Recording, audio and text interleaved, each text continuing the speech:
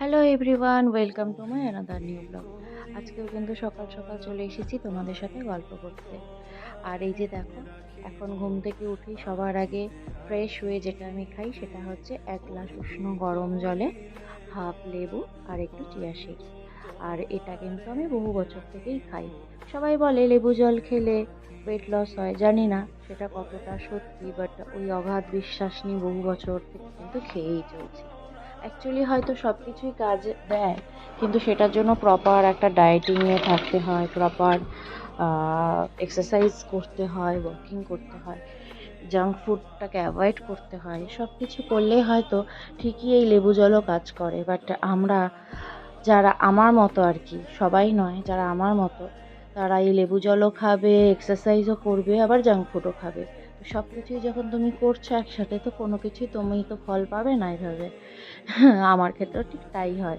হয়তো ভাবি দূর লেবু জল খেয়ে কিছুই হচ্ছে না, অ্যাকচুয়ালি তা না। আমি লেবু জল খাচ্ছি ঠিকই, বাট সঠিক পদ্ধতিতে কোনো কিছুই করছি না। সে যাই হোক, লেবু জল খেতে খেতে মনে হলো বারান্দায় গিয়ে একটু বসি। বারান্দায় বসে আমার গাছেদের সাথে একটু সময় কাটাতে আমার খুবই ভালো লাগে। আর এই যে ওর বাবার অফিস যাওয়ার টাইম হয়ে গেছে, লাঞ্চ প্যাকও করে দিয়েছি, এখন বানিয়ে দিচ্ছি চা। আজকে মনে হলো যে আজকে আমিও একটু দুধ চা খাই। নর্মালি দুধ চা খাওয়া হয় না খুব একটা বেশি, তাই ভাবলাম হঠাৎ করে লোভ হলো একটু দুধ চা চিনি দিয়ে খাই। চিনি বলতে ওই ব্রাউন সুগার আর কি, তবুও সুগারই বলা যায় ওটাকে। আর আমার তো একটু ডায়াবেটিস আছে, তো ওটাকে মেনটেন করতে হয়। মাঝে মধ্যে লোভ হয়, মুখটাকে সামলাতে পারি না, তখন মনে হয় খেয়ে নিই। আর এই চায়ের সাথে যদি একটু লুচি আর পরোটা হয় তাহলে তো কোনো কথাই নেই। যাই হোক, সেই সব কিছুই ছিল না, চাটা বিস্কিট দিয়ে খেয়েছিলাম। আর এই যে ওর বাবা ডিম সেদ্ধ আর চা, এখন এটাই হয়েছে তার ব্রেকফাস্ট। এর বেশি কিছু খেতে চায় না, হয়তো ডিম সেদ্ধর জায়গায় একটা অমলেট বলবে, কিন্তু তাকে আমি যদি বলি ব্রেড অমলেট খেয়ে যাও তাহলে সেটাও খেতে চাইবে না। যাই হোক, চা খেতে খেতে আবার বারান্দায় চলে এসেছি। বারান্দায় বসে বসে একটু চা খেলাম। এবার মাথায় চিন্তা আসলো আজকে কি রান্না করব। এবার কিছু তো একটা ভালো রান্না করতে হবে।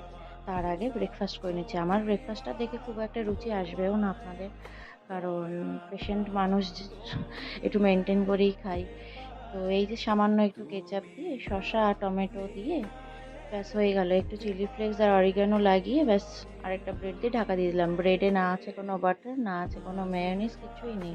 ব্যাস একদম পুরো সাদা মাটা খাওয়া। আর একটা ডিম সেদ্ধ, ব্যাস এই তো হলো আমার সকালের জলখাবার।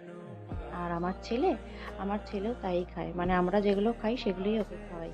ওই একটা ডিম সেদ্ধ, নয়তো একটা ব্রেড ও খেয়ে নেবে, ওকে বাটার দিয়ে করে দেবো সেটাও খেয়ে নেবে, নয়তো কোনো সময় ব্রেড অমলেট করে দেবো তো সেটাও খেয়ে নেয়।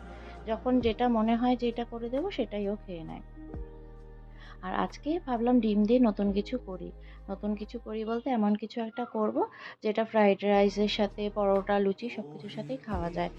তো আজকে মনে হলো যে না, ঠিক আছে, সময় যখন আছে রান্না করার মতো এখনো, তাহলে এই একটা রেসিপি তোমাদের সাথে শেয়ার করা যায়। ব্যাস 4টে ডিম সেদ্ধ করে নিয়েছি, আর এগুলোকে 4 পিস করে লম্বালম্বিভাবে কেটে নিয়েছি, আর একটু ওপর দিয়ে ছিটিয়ে দিলাম বিট নুন। আর এখানে মোটামুটি 5 থেকে 6 টেবিল স্পুনের মতো নিয়ে নিলাম বেসন, আর 2 টেবিল স্পুনের মতো নিয়ে নিলাম এখানে কর্নফ্লাওয়ার।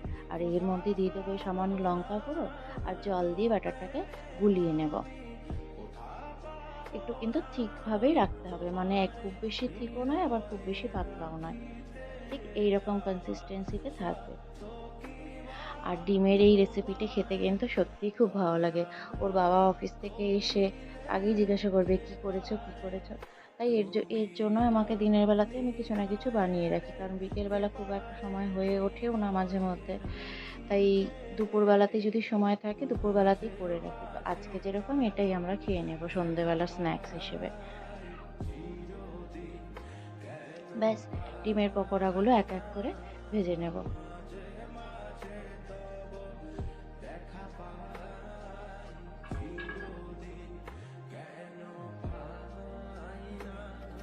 উল্টে পাল্টে খুব ভালো মতো একটু কম আঁচে কিন্তু ভেজে নিতে হবে। আর যদি এগুলো কিন্তু শুধু পকোড়া হিসেবেও খাওয়া যায়, কিন্তু যদি শুধু পকোড়া হিসেবে খেতে চাও তাহলে বলবো কর্নফ্লাওয়ারটা কিন্তু হাফ টিস্পুনের মতো ইউজ করতে। আমার যেহেতু এটা গ্রেভিতে যাবে তাই আমি একটু বেশি করে কর্নফ্লাওয়ার ইউজ করেছি। ব্যাস তেলটা কমিয়ে নিলাম, আর এই তেলেই দিয়ে দেবো হচ্ছে রসুন কুচি, টমেটো কুচি, ক্যাপসিকাম, পেঁয়াজ আর একটা কাঁচা লঙ্কা। আদা কুচিটাও যাবে, কিন্তু আদা কুচিটা করতে আমি ভুলে গিয়েছিলাম, ওটা স্কিপ হয়ে গেছে। ব্যাস খুব ভালো মতো এই সবজিগুলোকে ভেজে নেব। দিয়ে দিচ্ছি সামান্য নুন, সামান্যই নুন দেব, কারণ এখানে আমি ইউজ করব সস, আর সসেও তো খানিকটা নুন থাকেই।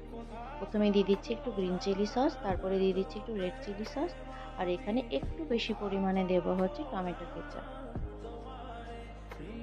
খুব ভালো মতো সবগুলোকে মিশিয়ে নিয়ে এইবার একটা বাটিতে 1 চামচের মতো কর্নফ্লাওয়ার জলে গুলে এই গ্রেভিটার মধ্যে আমি ইউজ করব।